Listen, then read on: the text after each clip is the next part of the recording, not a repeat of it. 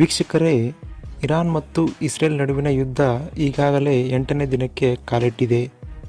ಇವರಿಬ್ಬರ ನಡುವಿನ ಯುದ್ಧ ಯಾಕೋ ಮುಗಿಯೋ ಹಾಗೆ ಕಾಣ್ತಿಲ್ಲ. ಒಂದು ಕಡೆ ಇರಾನ್ ಮಿಸೈಲ್ಗಳನ್ನು ಲಾಂಚ್ ಮಾಡ್ತಾ ಇದೆ, ಇನ್ನೊಂದು ಕಡೆ ಇಸ್ರೇಲ್ ಕೂಡ ಮಿಸೈಲ್ಗಳನ್ನು ಇರಾನ್ ಮೇಲೆ ಲಾಂಚ್ ಮಾಡ್ತಾ ಇದೆ. ಇಸ್ರೇಲ್ಗೆ ದೊಡ್ಡ ಬಲ ಅಂದ್ರೆ ಅದು ಅಮೆರಿಕ ಮತ್ತು ಇಸ್ರೇಲ್ ಎರಡೂ ದೇಶಗಳು ಒಟ್ಟಿಗೂಡಿ ಇರಾನ್ ಅನ್ನ ತಮ್ಮ ವಶ ಮಾಡ್ಕೋಬೇಕಂತ ಇರಾನ್ ಮೇಲೆ ದಾಳಿ ಮಾಡ್ತಾನೆ ಇದ್ದಾರೆ.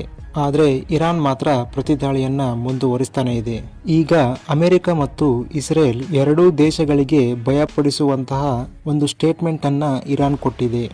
ಆ ಸ್ಟೇಟ್ಮೆಂಟ್ ಏನಂತ ಇಲ್ಲಿ ನೋಡೋದಾದ್ರೆ, ನಿನ್ನೆ ಒಂದು ಫಾರಿನ್ ನ್ಯೂಸ್ ಚಾನೆಲ್ ಇರಾನಿನ ಫಾರಿನ್ ಮಿನಿಸ್ಟರ್ ಆದಂತಹ ಅಬ್ಬಾಸ್ ಆರ್ಗಿಚ್ ಅವರ ಜೊತೆ ಒಂದು ಇಂಟರ್ವ್ಯೂನ ತಗೊಳ್ತಾರೆ. ಇಲ್ಲಿ ಟಿವಿ ಆಂಕರ್ ಏನ್ ಕೇಳ್ತಾರೆ ಅಂದ್ರೆ, ಡೊನಾಲ್ಡ್ ಟ್ರಂಪ್ ಅವರು ಇರಾನ್ ಮೇಲೆ ಅಂಡರ್ ಗ್ರೌಂಡ್ ಇನ್ವೇಷನ್ ಮಾಡೋಣ ಅಂತ ಯೋಚನೆ ಮಾಡ್ತಾ ಇದ್ದಾರೆ, ನಿಮ್ಗೇನಾದ್ರೂ ಇದರಿಂದ ಭಯ ಇದೆಯಾ ಅಂತ ಅವರು ಕೇಳ್ತಾರೆ. ಇಲ್ಲಿ ಅಂಡರ್ ಗ್ರೌಂಡ್ ಟ್ರೂಪ್ ಇನ್ವೇಷನ್ ಏನು ಅಂತ ನೋಡೋದಾದ್ರೆ, ಒಂದು ದೇಶವನ್ನ ಅವರ ಬಾರ್ಡರ್ ಅನ್ನ ಕ್ರಾಸ್ ಮಾಡಿ ಅಟ್ಯಾಕ್ ಮಾಡೋದು, ಅಂದ್ರೆ ತಮ್ಮ ಆರ್ಮಿ ಸೋಲ್ಜರ್ಸ್ ಟ್ಯಾಂಕರ್ಗಳ ಜೊತೆ ಅಟ್ಯಾಕ್ ಮಾಡಿ ಆ ದೇಶವನ್ನ ತಮ್ಮ ಕಂಟ್ರೋಲ್ಗೆ ತಗೊಳ್ಳೋದು. ಇದಕ್ಕೆ ಇರಾನ್ ಫಾರಿನ್ ಮಿನಿಸ್ಟರ್ ಅವರು ಏನು ಉತ್ತರ ಕೊಡ್ತಾರೆ ಅಂದ್ರೆ, ನಾವು ಇದಕ್ಕೆ ಕಾಯ್ತಾ ಇದ್ದೀವಿ, ಯಾವುದೇ ರೀತಿ ಅಟ್ಯಾಕ್ ಮಾಡಿದ್ರು ಕೂಡ ಅದನ್ನ ಫೇಸ್ ಮಾಡೋದಕ್ಕೆ ನಾವು ರೆಡಿ ಇದ್ದೀವಿ ಅಂತ ಹೇಳ್ತಾರೆ. ಇದನ್ನ ಕೇಳಿ ಟಿವಿ ಆಂಕರ್ ಒಂದೇ ಸಲ ಶಾಕ್ ಆಗ್ಬಿಡ್ತಾರೆ. ಅದಕ್ಕೆ ಅವರು ಮತ್ತೆ ಕೇಳ್ತಾರೆ, ಅಂದ್ರೆ ನೀವು ಇದಕ್ಕೆ ಕಾಯ್ತಾ ಇದ್ದೀರಾ ಅಂತ. ಆಗ ಇರಾನ್ ಫಾರಿನ್ ಮಿನಿಸ್ಟರ್ ಏನ್ ಹೇಳ್ತಾರೆ ಅಂದ್ರೆ, ಹೌದು, ನಾವು ರೆಡಿ ಇದ್ದೇವೆ, ನಮಗೆ ತುಂಬಾ ಕಾನ್ಫಿಡೆನ್ಸ್ ಇದೆ, ನಾವು USA ಅವರನ್ನ ಫೇಸ್ ಮಾಡ್ತೀವಿ ಅಂತ. ಇದರಿಂದ ಅವ್ರಿಗೆ ನಷ್ಟ ಇದೆ ಹೊರತು ನಮಗೆ ನಷ್ಟ ಇಲ್ಲ ಅಂತ ಇರಾನ್ ಫಾರಿನ್ ಮಿನಿಸ್ಟರ್ ಹೇಳ್ತಾರೆ.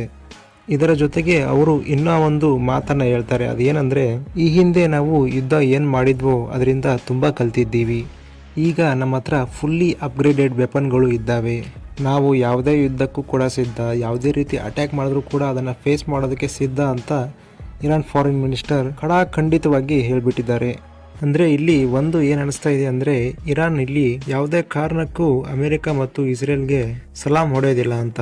ಈ ಹಿಂದೆ ಇರಾನಿನ ಜನರಲ್ ಆದಂತಹ ಇಬ್ರಾಹಿಂ ಜಬ್ಬಾರಿ ಕೂಡ ಇದೇ ಮಾತನ್ನ ಹೇಳಿದ್ರು. ಏನ್ ಹೇಳಿದ್ರು ಅಂದ್ರೆ, ಆದಷ್ಟು ಬೇಗ ನಾವು ಇರಾನ್ ವೆಪನ್ಗಳನ್ನ ನಿಮ್ಗೆ ತೋರಿಸ್ತೇವೆ, ಹಿಂದೆ ಎಂದು ನೀವು ಕಂಡಿರದಂತಹ ವೆಪನ್ಗಳು ನಮ್ಮ ಹತ್ರ ಇದ್ದಾವೆ, ಅವೆಲ್ಲ ವೆಪನ್ಗಳನ್ನು ನಾವು ಶೀಘ್ರದಲ್ಲೇ ನಿಮಗೆ ತೋರಿಸ್ತೀವಿ ಅಂತ ಅವರು ಹೇಳಿದರು. ಅದರಂತೆ ಇರಾನ್ ಇಸ್ರೇಲ್ ಮೇಲೆ ಕ್ಲಸ್ಟರ್ ಮಿಸೈಲ್ ಅನ್ನ ದಾಳಿ ಮಾಡಿಬಿಡುತ್ತೆ. ಇಲ್ಲಿ ಇಸ್ರೇಲ್ಗೆ ಕ್ಲಸ್ಟರ್ ಮಿಸೈಲ್ನ ತಡೆಯೋಕೆ ಆಗೋದೇ ಇಲ್ಲ. ಇದರಿಂದ ಇಸ್ರೇಲ್ಗೆ ಇನ್ನಷ್ಟು ಡ್ಯಾಮೇಜ್ ಆಗೋಗಿ ಬಿಡುತ್ತೆ. ಯಾಕಂದ್ರೆ ಈ ಕ್ಲಸ್ಟರ್ ಮಿಸೈಲ್ ಯಾವ ರೀತಿ ಅಂದ್ರೆ, ತುಂಬಾನೇ ಒಂದು ಡೇಂಜರಸ್ ವೆಪನ್. ಒಂದು ದೊಡ್ಡ ಮಿಸೈಲ್ ಒಳಗಡೆ 20ರಿಂದ 25 ಚಿಕ್ಕ ಮಿಸೈಲ್ಗಳು ಈ ಕ್ಲಸ್ಟರ್ ಮಿಸೈಲ್ ಒಳಗಡೆ ಇರುತ್ತೆ. ಅಂದ್ರೆ ಈ ಮಿಸೈಲ್ ಆಕಾಶದಲ್ಲಿ ಹಾರಬೇಕಾದ್ರೆ ಒಂದೇ ಮಿಸೈಲ್ ಬರ್ತಾ ಇದೆ ಅಂತ ಅನ್ಸುತ್ತೆ, ಆದ್ರೆ ನೆಲಕ್ಕೆ ಅಪ್ಪಳಿಸೋಕೆ ಇನ್ನೇನು ಕಮ್ಮಿ ಅಂತರ ಇರಬೇಕಾದ್ರೆ ಆ ಒಂದು ಮಿಸೈಲ್ ಒಳಗಡೆ ಇದ್ದಂತಹ 20ರಿಂದ 25 ಚಿಕ್ಕ ಮಿಸೈಲ್ಗಳು ಡಿವೈಡ್ ಆಗಿ ನೆಲಕ್ಕೆ ಅಪ್ಪಳಿಸುತ್ತವೆ. ಇದರಿಂದ ಇಂತಹ ಕ್ಲಸ್ಟರ್ ಮಿಸೈಲ್ಗಳನ್ನು ಎದುರಿಸೋದು ತುಂಬಾ ಕಷ್ಟ. ಈ ಕ್ಲಸ್ಟರ್ ವೆಪನ್ ಎಷ್ಟೋ ದೇಶಗಳಲ್ಲಿ ಬ್ಯಾನ್ ಕೂಡ ಆಗಿದೆ. ಮತ್ತೆ ಎಷ್ಟೋ ದೇಶಗಳು ಈ ಕ್ಲಸ್ಟರ್ ಮಿಸೈಲ್ಗಳನ್ನು ಯುದ್ಧಕ್ಕೆ ಬಳಸೋದಿಲ್ಲ ಅಂತ ಸಹಿ ಕೂಡ ಹಾಕಿ ಕೊಟ್ಟಿದ್ದಾರೆ. ಆದರೆ ಕೆಲವು ದೇಶಗಳು ಸಹಿ ಹಾಕಿಲ್ಲ. ಅದರಲ್ಲಿ ರಷ್ಯಾ, ಅಮೆರಿಕ, ಚೈನಾ ಮತ್ತೆ ಈ ಇರಾನ್ ಕೂಡ. ಈಗ ಇದೇ ವೆಪನ್ನನ್ನು ಇರಾನ್ ಇಸ್ರೇಲ್ ಮೇಲೆ ಬಳಸ್ತಾ ಇದೆ. ಇದು ಇನ್ನು ಮುಂದೆ ಯಾವ ಹಂತಕ್ಕೆ ಹೋಗುತ್ತೆ ಅಂತ ನೋಡಬೇಕು.